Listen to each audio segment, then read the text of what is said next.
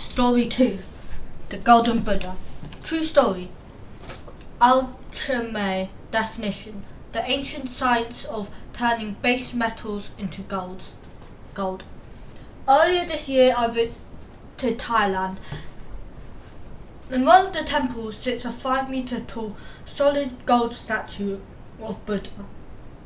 And next to the big block is a thick lump of clay. The two are linked, their stories going back thousands of years. The original gold statue was housed in an ancient monastery. The monks heard that robbers were planning to raid the monastery and steal the art and antiques, so they disguised the golden Buddha and underneath a thick layer of clay. They figured that nobody would steal a pottery Buddha. The good news is that the monks figured right. The golden Buddha was ignored, but bad news, all the monks were killed in the raid. Hundreds of years passed and the monastery became overrun with jungle.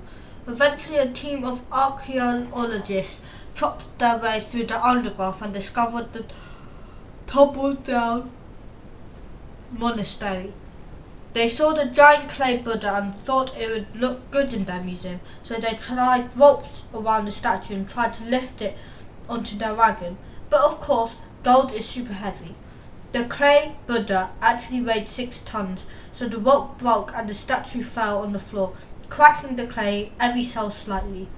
One of the team shone the torch and something glinted back at her. You've guessed it. They spent the next 2 days chipping off the clay to reveal the shiny statue in all its 24-karat glory. Today, the golden Buddha sits in Thailand's capital city and is reckoned to be worth millions. It's more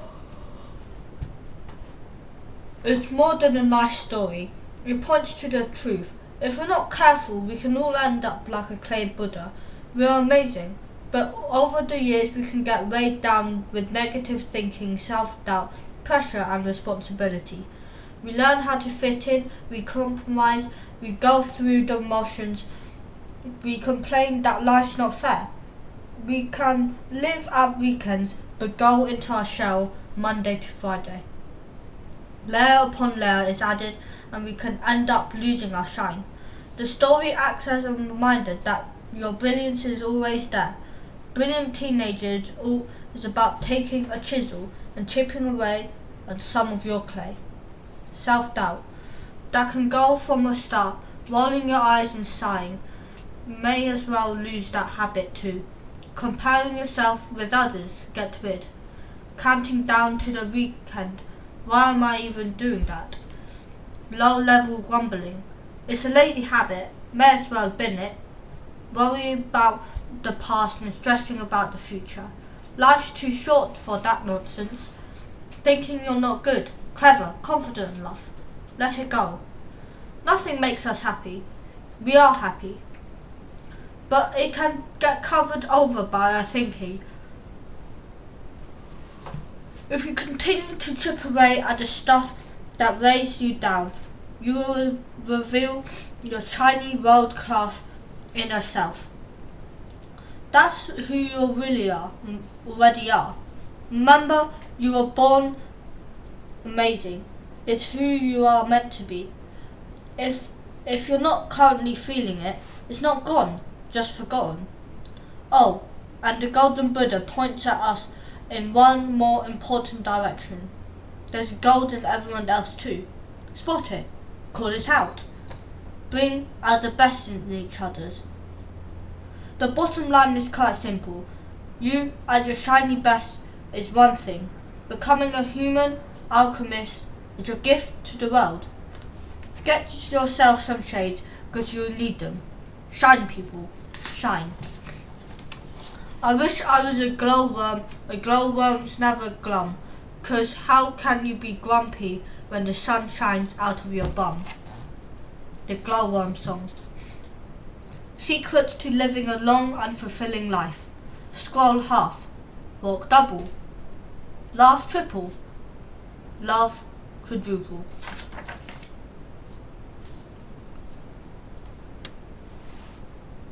Lesson 3. Dr. Andy's Marvelous Medicine. True story, Melanie. When I was at primary school, my teacher sat next to a girl called Melanie. Mel was really nice, but at age 9 she developed a scowl and a bad attitude. She adopted catchphrases that reflected exactly what she thought at school. Mel would slouch very low in her seat, roll her eyes and complain that everything was boring. And I mean everything was out loud boring. I remember that the class taking turns reading pages from a story. I loved the story, but when it was Mel's turn, she huffed. "What's the point of this story, miss? It's boring." Numeracy is about numbers, and they're boring. History is just about dead people, and it's boring. She peeled the lid off her sandwich box and rolled her eyes at the cheese sandwiches her mum had lovingly prepared. Boring. You get the picture. Then come the step up to big school. You've guessed it. Mel slouched her way through her teenage years, complaining that big school was exactly the same as little school. Boring. Mel found her niche. She nestled into just below average. Her default attitude was negative. Her exam results reflected her personality, and I couldn't help feeling that Mel might have wasted an opportunity. Flip it. That was 4 decades ago, so let's cut to today. I'm a what cod? That's doctor backwards. I'm basically the exact opposite of all the other doctors you've ever met. I'm not a medical doctor. I can't rip you an appendix, and please don't ask me to look at your rash or the fungus between your toes. I'm a doctor of psychology. Most psychologists study mental disorder, anxiety, depression, phobias, those kinds of things. Once they're diagnosed you with something, they can set about fixing you. That's all well and good, but depression, anxiety and panic and stress, they're all skyrocketing. Despite the well-initiated efforts of doctors, therapists and counsellors, the truth is that mental ill health has actually been something worse, not better. That's a big fat clue that we're currently doing might need a rethink.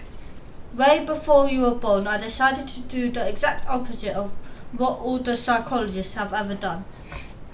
I decided study happy people. My idea was this would happen if for a change. Instead of studying poorly people, we studied well people. So instead of studying what's wrong with you, we studied what's right with you. While the rest of the medical profession are crazy, busy fixing people who need help, my starting point was super interesting, counterintuitive question. Who are the ones who aren't ill? Follow that ball, but put on your learning faces. Let's get those brain cells buzzing. Here's some science. If you ask a whole bunch of people how happy they are and plotted them into a well-being graph, which is what actually I did, it'd look a bit like this. Happiness chart. Much happier than average. 2%ers. Most people, most of the time, happy. Perfectly fine. Running on empty. Negative mood. Alarm bells. Danger zone. Broadly speaking, if we were measured to levels of happiness and well-being on the lollipop chart, most people in the developed world inhabit a perfectly fine zone. We generally have responsible health, a roof over our head, a fridge full of food, and a comfy bed. In the terms of happiness, most people are mildly happy most of the time, and it's a big but, this millennium has seen change accelerate to rap seas. Climate change, social media, technology, algorithms, neurodiversity, gender fluidity, epidemics, pandemics, artificial intelligence, fake news, wars, In such challenging times, even those who are perfectly fine have already begun to run on empty. And before you know it, low-level negativity has kicked in. People who've been running on negative thoughts for a long time can slip into the danger zone. This is where mental health alarm bells begin to sound, and fingers crossed, and the professionals will step in and offer therapy, counselling or meds. As soon as a few paragraphs ago, this is how the medical profession has operated forever. They wait for people to be ill and then step in to rescue them. That's noble, useful, and absolutely the right thing to do. But, and it's an even bigger but than last time, positive psychology is about those at the other end of the well-being spectrum. The handful of people that we can all think of who have something extra, positive energy, spring in their step, enthusiasm, passion for life. I nicked them the two percenters. On the basis they aren't very many of them. The 2 percenters spend more time towards the top end of the well-being graph and have been ignored by psychologists on the ground of being not ill. I flipped psychology on its head and came at it from the top end of the well-being graph. The happy outliers, the flourishing few. The flourishing few, those who are genuinely living their best lives. I wanted to know 3 things. The people who are feeling amazing on a regular basis. Who the heck are they?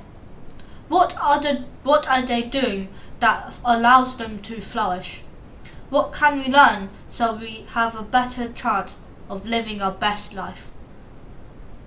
There are 3 pieces of good news about being 2%er.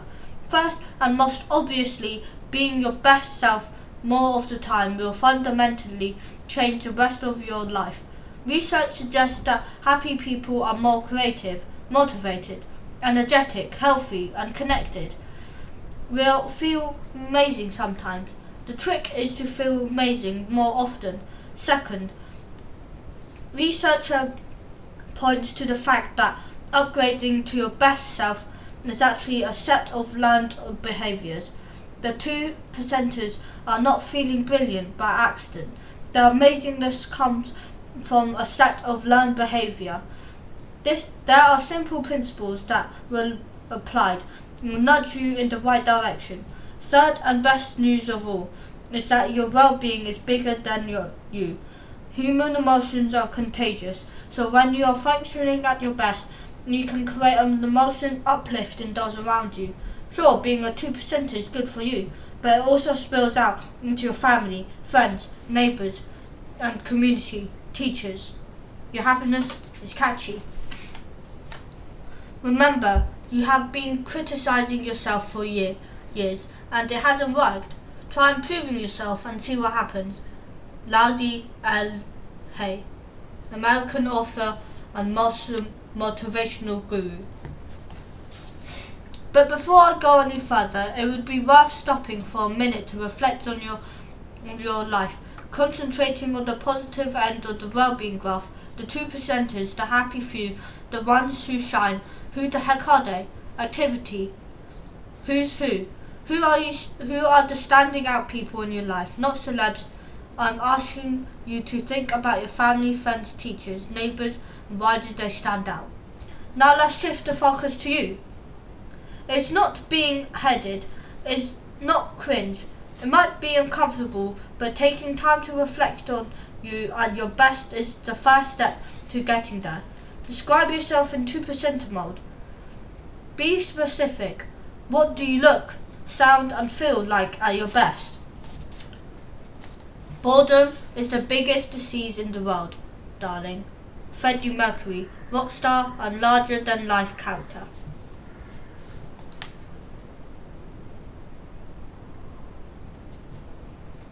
Cuddle, marry or avoid. Oh, almost forgot. There's one more thing. Picture the scene. I was in the supermarket, to be exact. I was in the fruit and vegetable section admiring the broccoli.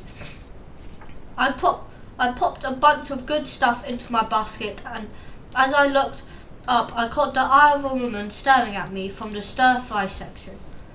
It was one of those uncomfortable moments where I felt I knew her from somewhere, but I'm rubbish with faces and names, so I shuffled onwards to the next thing on my list. Over chips. So much choice. I looked up from the freezer, and there was she again, still staring at me. How rude. This time the woman cast a weak smile my way and started walking towards me. Gulp. She bulked into a jog and held up her arms wide for a hug. She started squealing. How are you, Andy? My mind clicked through its stored images. Mel? Could it really be Mel from school after 30 years? Yes, I nodded, and we started running towards each other like the long-lost lovers we never were. We met in a big cuddle at the crinkle-cut chips. Gosh, is it you? I asked. It is, she squealed, her face rounding. It's me! I saw you earlier, next to the broccoli, and I thought you might be Andy. I was delighted. It must be 30 years, I said, huge grin lighting up my face. Nearly 40, stated Mel proudly.